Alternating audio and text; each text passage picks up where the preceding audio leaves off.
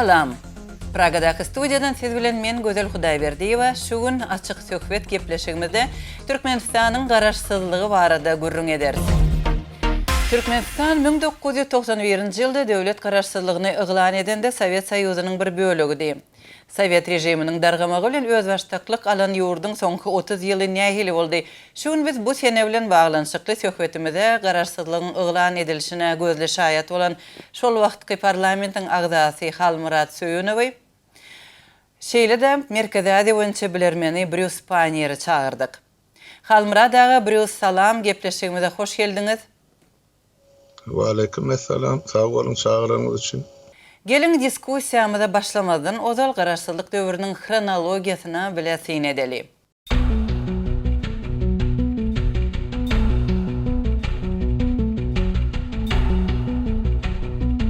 Ming 1991-nji ýylyň 27-nji oktýabryna Türkmenistan garaşsyzlygyny jar etdi. Öňkü TSSR-iň prezidenti Saparmynat Niyazow garaşsyz Türkmenistanyň ilkinji prezidenti boldy. 1992-nji ýylyň 2-nji martyna Türkmenistan Birleşen Milletler Guramasyna agza boldy.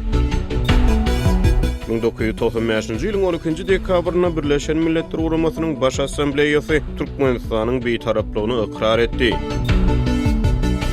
2006-njy ýylyň 21-nji dekabryna Saparmynat Niyazow tarpataýyn öldü.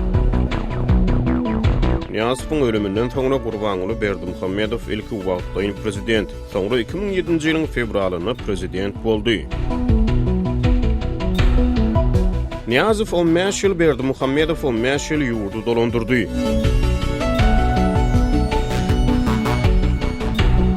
Ýurdun syýasy giňişligine ilki Niyazowyň soňra Berdimuhammedowyň şahsiýet kulty ýygyderli dawaralandyryldy. Garaşsyz Türkmenistan dünýä sahnasyna 30 ýyl bäri insan hukuklaryny, raýat azatlyklaryny, şol sany medeniýet azatlygyny we beýleki esas azatlykları berk çäklendirýän ýurt hökmüne tanaldy. Garaşsyzlygyň ilkinji ýyllaryndan başlap Türkmenistanyň ýylaty elektrik energiýasy, gaz we suw bilen mowt üçin edildi. 2017-nji ýylda Ýaşullar Geňeşi bu ýeňillikleriň ýatyrylmagyny teklip etdi. Kahraman prezidentimiz, hökümetimiz tarapyndan belli bir mikdarda ýylata berilýän tebii gazyň, elektrik energiýasynyň, nahar duwunyň, aga suwunyň tölew girilmeniň hem wagtynyň gelenligini belläsimiz gelýär. Döwlet media ferişteleri ýurtda berkarar we bagtyýar zamananyň höküm sürýänligini ýygyderli gaýtalýar. Şonu hakykat ýüzüne Türkmenistanyň ýylaty garaşsyzlygyň ilkinji ýyllaryna we soňky bir neçe ýyl bäri barha yaramazlaşýan ykdysat şertlerden yaramaz adyk üçünçüligine ejir çekdi.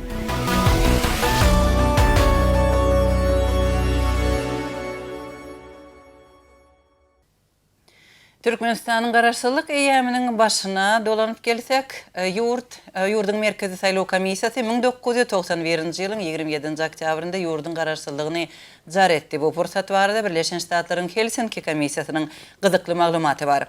Bu guramanyň resmi topary şol döwürde Türkmenistana eden sapary barada ýatlap, türkmen ýolbaşçylarynyň döwlet garaşsyzlygyny TSSR-iň ýokary sowietiniň deputatlarynyň öňünde yglan edende Äpet Marx, Engels we Lenin portretleriniň astynda duranlygyny belleýär.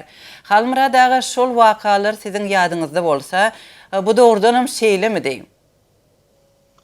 O hakykatdan hem şeýle ol biziň maslahat edýän meclis zalymyz ol SSR zamanynyň miras halyny ýokary Sowetiň jaýy ol Lenin'in portreti, Karl Marx'ın, Friedrich Engels'in hemmecinin portreti durşutaydı. Hala çitilen ozal. Yani şolar dördükene Stalin'in yüzün pozutturlar. Şahsiyet kurti tankid edilen. Yani şol beylek üçüsü bardı bir kabul edemedik. Hakikatten hem şey. Halmyradagy adatça syýasy rejim ötkände syýasy simbolikalar hem gyssaly aýrylýar. Näme üçin Türkmenistanda başgaça boldy? Başgaça bolanyň sebebi birinciden bize şol Türkmenistanyň garaşsyzlygy bir depamyzdan okulundan daşýarlyk bolup düşdi. Ol garaşsyzlyk halkymyz ganyny kübem gazanyna, şubam gazanyna respublikalar garaşsyz bolundan soňra iň soňkulan hattyny Türkmenistan öz garaşsyzlygyny elan etdi.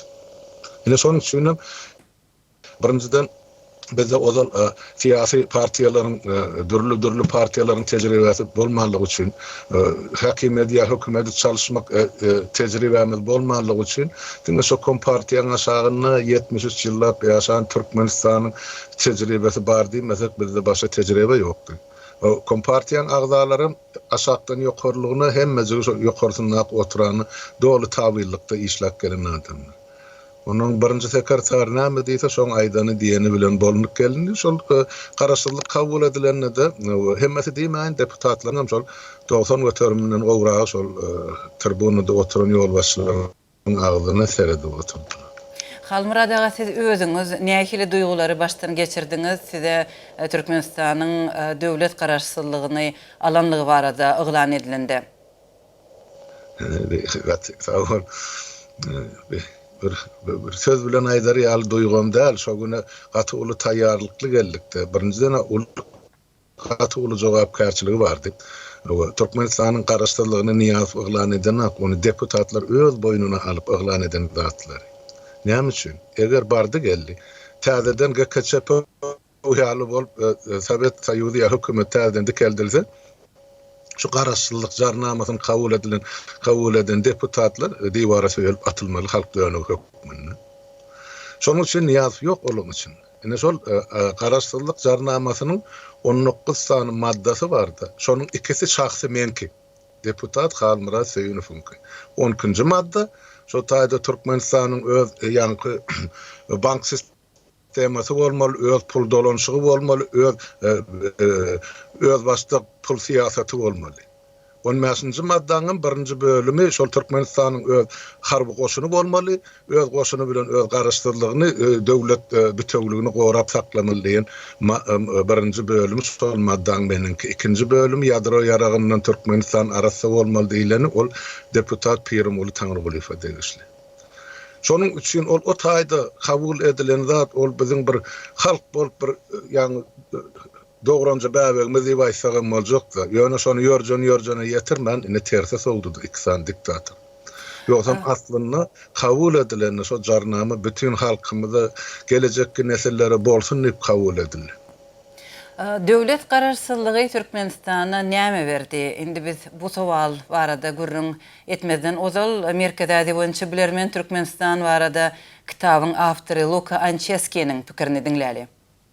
When we think about the evolution of Turkmenistan in the post-Soviet era, Haçan bir Türkmenistanyň post-Sowet döwri barada, onuň garaşsyzlygynyň 30 ýyllyk evolýusiýasy barada pikir edenimizde gynansak-da, esasy waka hökmüne diňe awtoritar rejimiň berk mäkämleşenligine şaýat boldyk. Ýurdun siýasaty ýeketäk maksady diňe häkimetde galmakdan ibarat bolan elita tarapyndan alınıp gaçyldy. Türkmenistanyň ýönekä raýatlary garaşsyzlyk döwrüne özleriniň siýasy we sosial hukuklarynyň ýygyderli ýaramazlaşmagyna şaýat boldular. Döwlet institutu güýçlenýän mahaly döwlet institutuny eýelep oturan awtoritar rejimem barha güýçlenmek bilen boldy. Şonukdan alardan garaşsyz Türkmenistanyň siýasaty Niýazow rejimine döretdi. Soňra Niýazow rejimi Berdimuhammedow rejimine urildi. Döwlet dolandyrýan adamlar başga bolup biler, siýasatçylar başga adamlar bolup biler. Ýöne öňü soňy hökümetiň derejesi şol öňkünligine galdy. Hökümet hiç açan adamlara erkin bolmagy ýa-da özleriniň hukuklaryna hormat goýulýan, şol hukuklar kepillendirilýän giňişlikde ýaşamagy ruhsat bermedi. Beýleki post-Sowet ýurtlary bilen ýa-da beýleki ýurtlar bilen deňeşdirilende Türkmenistanyň tutuşluğuna awtoritar garaşsyzlyk döwri boldy. That we have witnessed in the last 3 decades in Turkmenistan. Halmurad ağa, siýasatdan başga garaşsyzlyk döwründe türkmen ýylatynyň gören haýyrly fursatlary nämeden boldy? Mene bärde dogrusyny aýtsam haýyrly fursat gördü diýip agyz olup aýdara zat ýok. Ýöne halkyň gulagyny bular hoş habardan ýanky hyýallan olurdular da. Biz altyn asyrda ýaşar, her bir öýe bir gölel sogur berjek, Mercedes maşin boljak, Türkmeniň altyn asyry. Şol real diýip arlap kem-kemden şol Sowet zamanyny adamlarda bar bolan baýlykla tolup oturýança millet şonuň ýalan sözüne ynanyp geldi döwlet propagandasyny. İnnem şu kunna geçen 30 ýyllyk halkymyzyň gelip düşen derejesini bütün dünýä görüp atýar.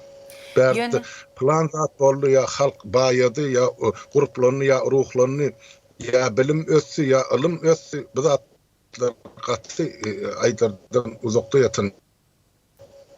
Türkmenistanyň ýol başçylary Türkmenistanyň döwlet garaşsyzlygyny umuman buýsanç bilen wagt berýärler.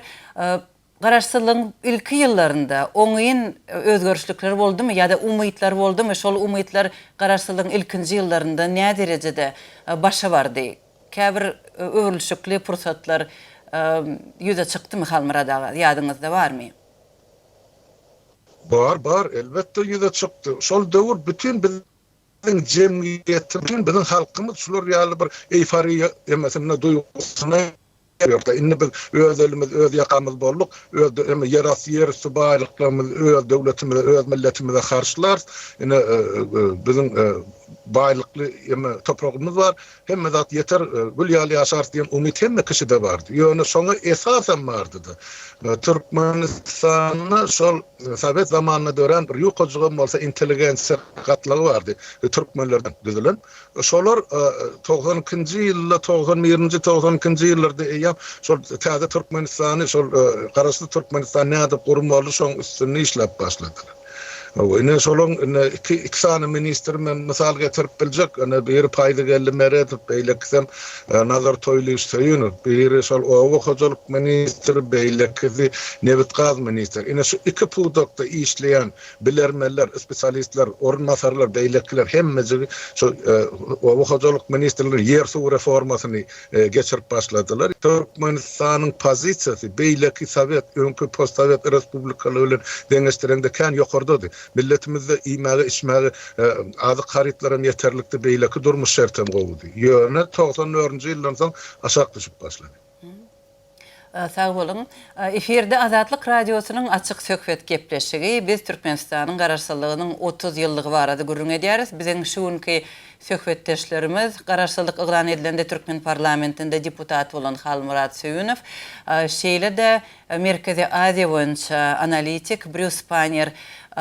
Häzir biziň gurrundeşligimizde Bruce hem goşulýar. Bruce salam, hoş geldiňiz. Sağ bol.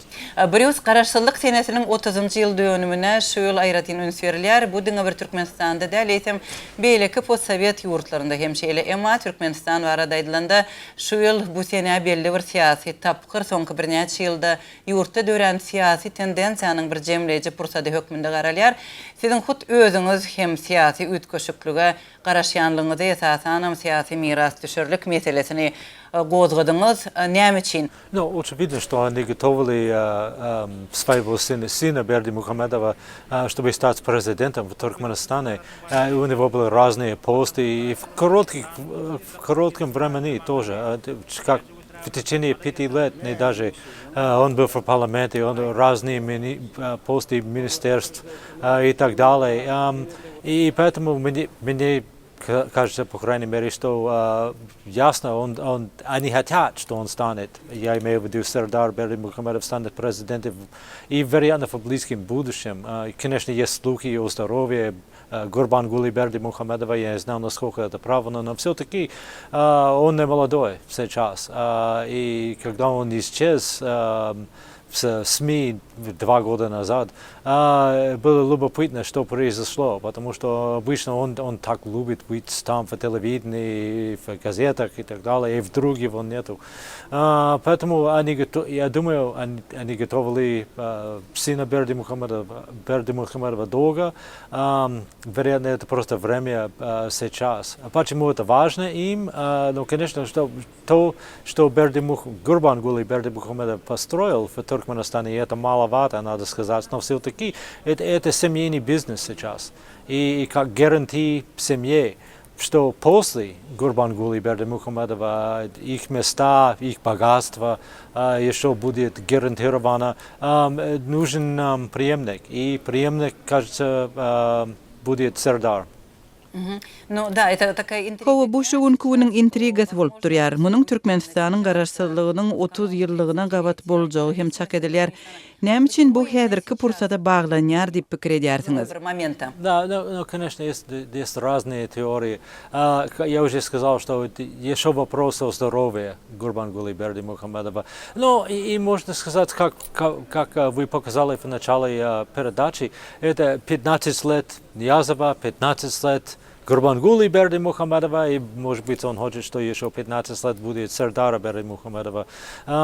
Поэтому и мы знаем, что Гурбангулы Бердимухамедов любит такие вещи, как он любит число 7, он любит белый свет и так далее, и так далее. Это логично, что он такой человек выбрал такой момент сейчас передать власть своему сыну. Спасибо. Halmaradaga siz Türkmenistandaky siyasi prosesleri öňden bäri izarlap gelýärsiňiz. Häkimet çalyşygynyň ähtimallygyna siz nähili baha berýärsiňiz? Şeýle mümkinçiligiň edil häzir bolup biljegini çak edýärsiňizmi? Ol çaklama görnüşünde elbette bolup biler. Gurban bolam özüni goramaly, ýa-ni bir paner gaty doguraýdy ýa-da bulan 15 ýylla ogurlan o baýlyklary şoňa kepilname gerek, şoň dowamaty bolar ýalyny öz maşgala patrodyna öwrdi da Türkmenistany. Hiç bir kanun kady ýok, işlänme hökümet ýok, döwlet ýok. Diňe bir jenayetkar ogry topar bar Türkmenistanyň. Ben onun prezident diýip atlanma boğunum sanak, dilim var ana. Ol nerden prezident on halk aylamasın. Diyecek bolýan zatym elbette ol öz ogluny taýýarlap beler ýa gel isleýär şonu getirmäge.